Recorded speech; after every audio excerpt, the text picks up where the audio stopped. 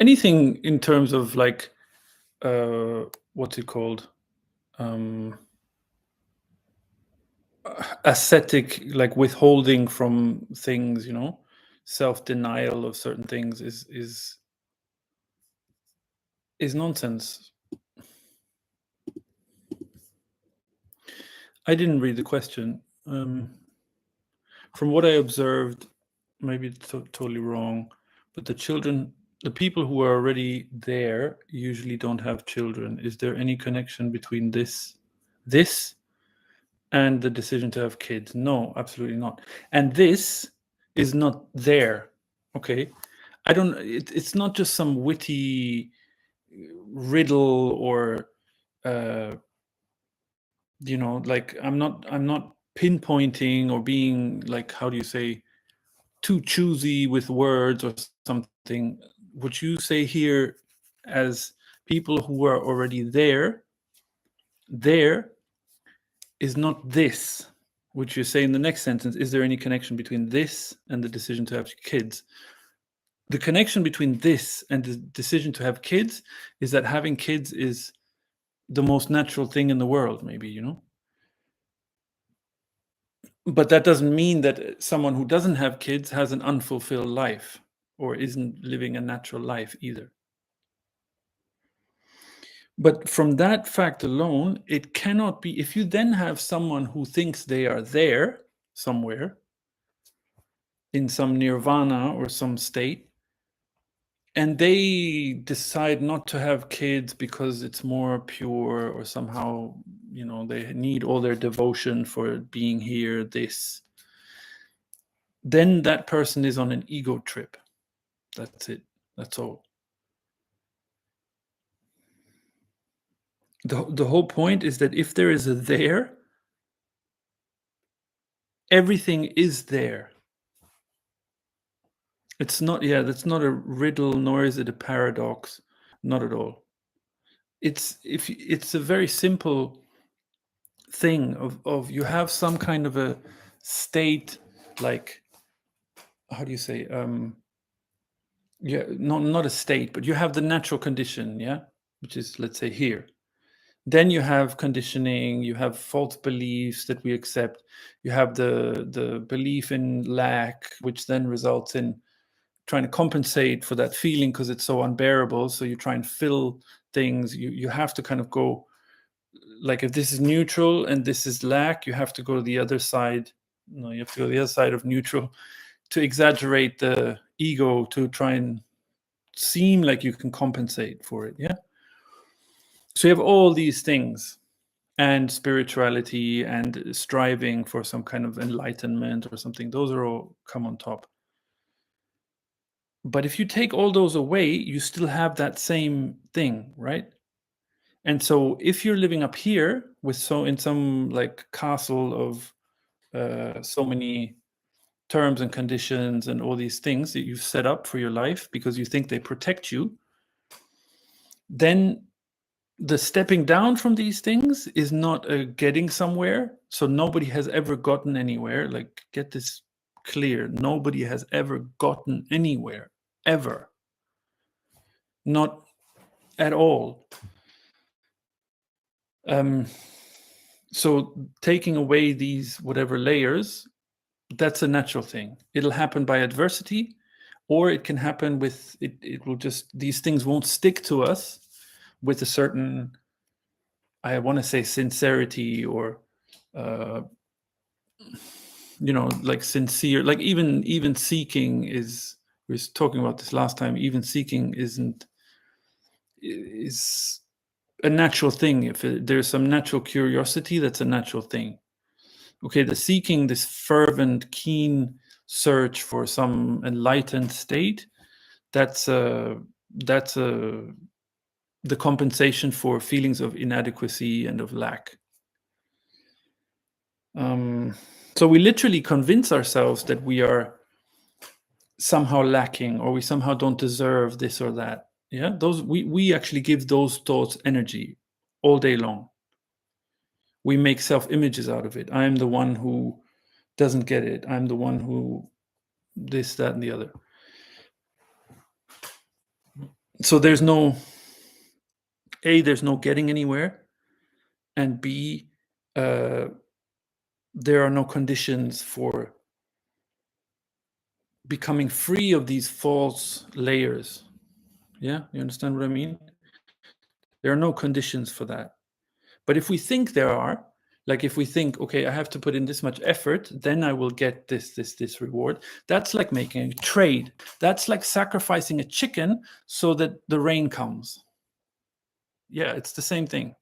So the decision to make effort, to apply discipline, to make some kind of a routine, to withdraw from the world, to do some kind of intensive course of this, that, the other. It's like sacrificing an animal so that you get a favorable result from the gods. So the gods look on you kindly. Yeah, it's a feudal way of. It's not a feudal, but like a. It's a way of relating that's been around for so long, so long. So even that attitude isn't really ours because we kind of are born into an environment where those conditions are the norm. They're not even questioned. There's not even a question that you should work hard to earn your money so that you can survive, right? That's not even debated. Well, it kind of is because there's been, I don't know for how long now, but nowadays there's debate about certain countries debate a minimum guaranteed bit of money for everybody. Yeah, whether you work or not, some minimum. Then of course there's the big outrage. Oh, people don't deserve it again because they should be applying themselves to get this or that. It's like telling a tree it should fulfill this and that condition, and then it will get water and suitable mineral content in the ground and sunshine and everything else. Yeah, that's how ludicrous it is. Yeah. Anyway, what's up, Ted? How's it going? How are you doing?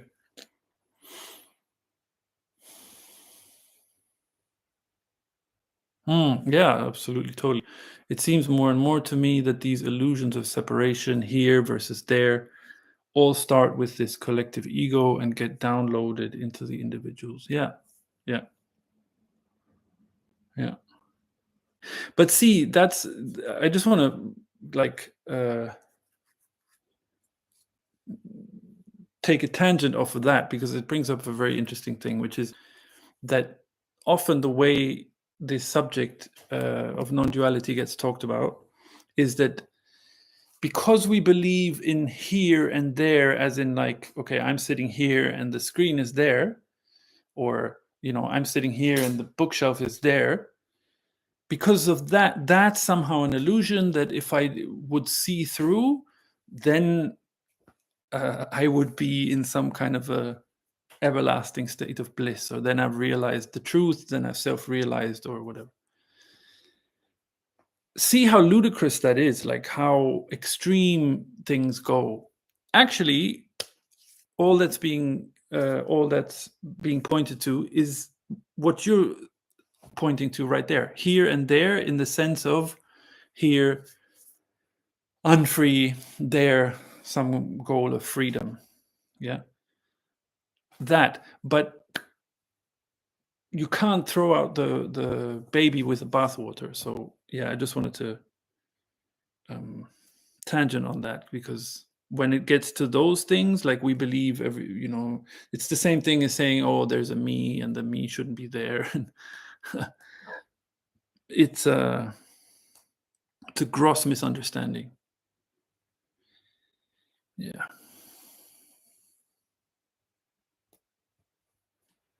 The collective ego seems like the biggest mystery of all. How it came about, how it gets such a stranglehold on humanity. Yeah. I mean, I wouldn't say the biggest mystery of all because if you think of what life is, that's pretty damn mysterious. No. Yeah, I see what you mean though. I yeah. I mean, if you imagine, I would imagine it like people gathered together, sitting around a fire, telling stories about ancestors or heroics, like maybe some, I don't know, someone saved someone in a mudslide, or I don't know, and then people start praising themselves or each other, in an exaggerated way, and then you start to have stories. It all boils down to language, really. The ego is rooted in language. It's inseparable from it, because through language you can conceptualize, you can give expression to things, you can invent things, and long tales about things that don't exist or that aren't true. It just takes a half truth to corrupt something, and to lead someone in the wrong direction. So yeah, it is a mystery at the end of the day. But I don't know. To me, it makes sense, kind of, because I keep saying this, but the ability to think that is unique to humans doesn't make sense unless you have complete freedom to think whatever, including things that aren't true. That's what comes to mind for me. And it's seductive, Ted, like that's why it holds a stranglehold, because it's seductive. It's tempting. It promises rewards,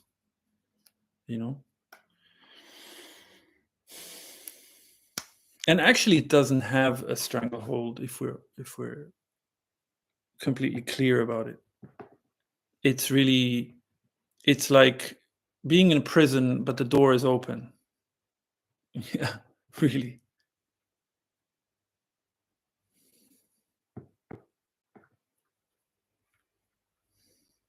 It's really just the willingness to submit ourselves to it that holds us there. So the stranglehold, it's definitely not a thing. That's also important to remember. And even talking about it a lot, I guess it gives it a certain amount of energy. And it's not it's not a thing. It's just a collection of words, because it's false beliefs and ideas. So yeah, it's not a thing. It's not a culprit, which we're very accustomed to, thinking in terms of, like, looking for a culprit, something to blame. So it's not an entity that has some kind of hold on anything. It's more like, why do people want to endorse it and support it, or like, yeah.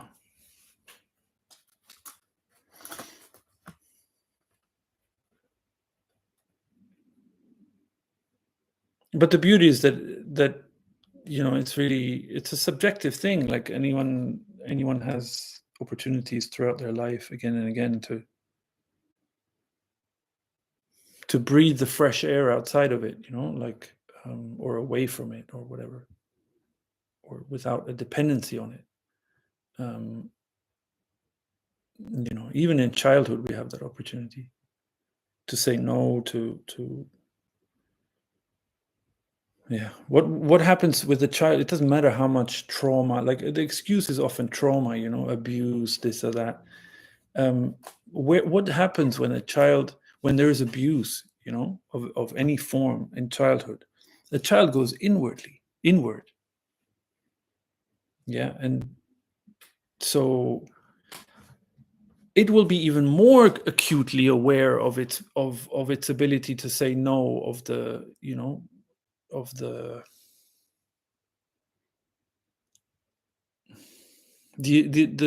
of the fact that there's something there that can't be touched by any outer circumstance.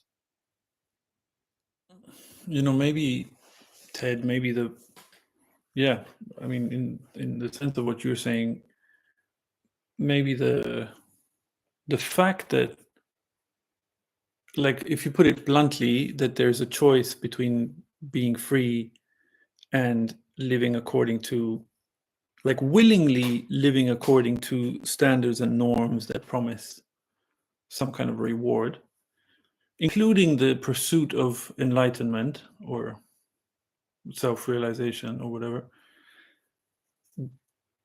To me, that would be that's pretty mysterious why someone would choose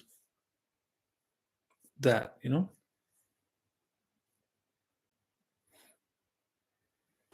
It's the same in relationships, I find, in interpersonal relationships, whether it's like a love relationship or a friendship or whatever, or family relations. Like, why waste energy, uh how to say, like